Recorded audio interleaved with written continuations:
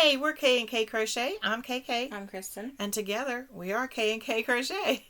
I'm trying to say it different and still ended up wrong. I'm the mama. I'm the daughter.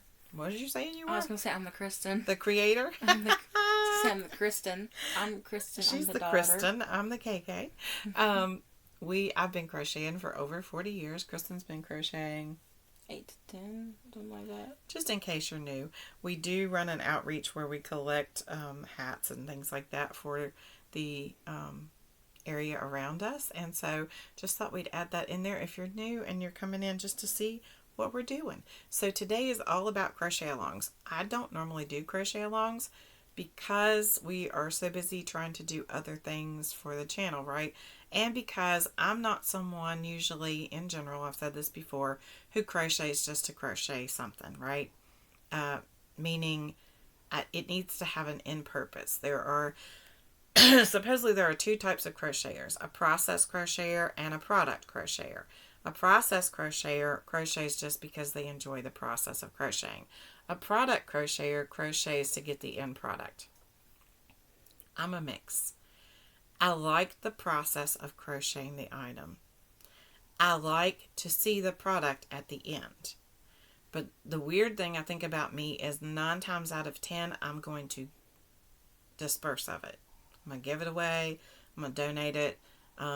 It's going to be a gift, something. Usually, I don't keep the crochet that I do.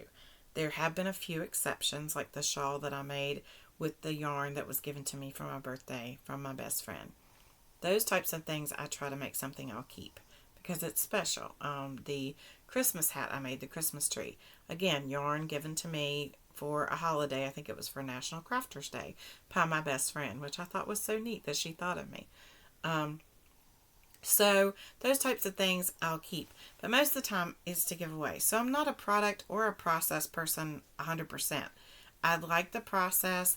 I like the finished product, and then I give it away. But I'm not crocheting something just so that I can say that I made it, usually. Because it has to have a purpose in the end, right? It needs to be a gift. It needs to be a donation. It needs to be something. So that's why I usually don't do cows, which is a crochet along, if you don't know that term. Or mows, make along. Or cows, which is K-A-L, knit along. One thing I don't knit. But when it comes to those types of things, generally it's a certain product that they are creating, and a lot of times it's not something that I'm going to be using. I don't have a reason to gift it or donate it, so I won't make it. But that being said, there are 2 cows that we are participating in this year so far. I'm trying to step outside my comfort zone and step into those, mainly to support other channels, but also to be a part of what's going on and to just broaden my horizons a little bit. So, that being said, again, Litsa from Coco's Crochet has started a crochet along where she has certain projects in this basket. She draws one every 2 weeks, and you have 2 weeks to make as many as you can, or if you just want to do one. And I won't explain all the details. Go to her channel. I'll link it down below, and you can go find out all about it. It's not too late to join in. Even though you've missed the first 2 weeks, you can still do the other projects. So the one from this past 2 weeks was cup cozies, and I made this one. And I'd also been making some hats that were in school colors, so this is our university color. And I don't think I've ever made a cup cozy before, so this time I decided that I would just make one up. So I chained 26 and then double crocheted into those chains. I joined, double crocheted into the chains, and then I did one row of front post, back post double crochet. Then I did a single crochet of white, 2 single crochet lines of gold, another single crochet of white. I did a double crochet of the blue again, and then a front post alternating back post around the bottom. And that was it. And that made my little cup cozy to go on a cup. And that was just what I did. No pattern. That's just what I did. So there you go. And I entered that into her crochet along. And then the other crochet along we're doing, that Chris and I are both doing, is the Sun Bunny by Miss C. And last week you saw that I had my legs, but now Kristen has also her legs, and she's going to show you. Yep. And then this week our homework was to do the ears, and I did my ears. And I did my ears. And so we have legs and ears for a bunny. He needs a body and a head and a tail, and he'll get one soon. So if you don't know about that crochet along, it is with Miss C at Miss C's Cottage, and she has a channel. Now, these are lives that she does to explain how to do this.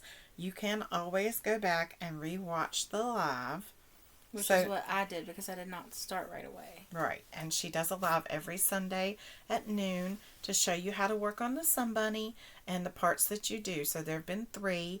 One for an introduction to explain what you needed and what we were going to do. One for the feet. One for the ears. Now on Sunday the 28th, she will do the body, and then we'll go from there. So you can always go back and watch the live, or you can or watch the replay, or you can join in the live and crochet right along. And you can ask questions as you go if you're part of the live. Yes, or you can comment on it and she'll get back to you. There's also on her community tab, she did the type out the instructions for the ears.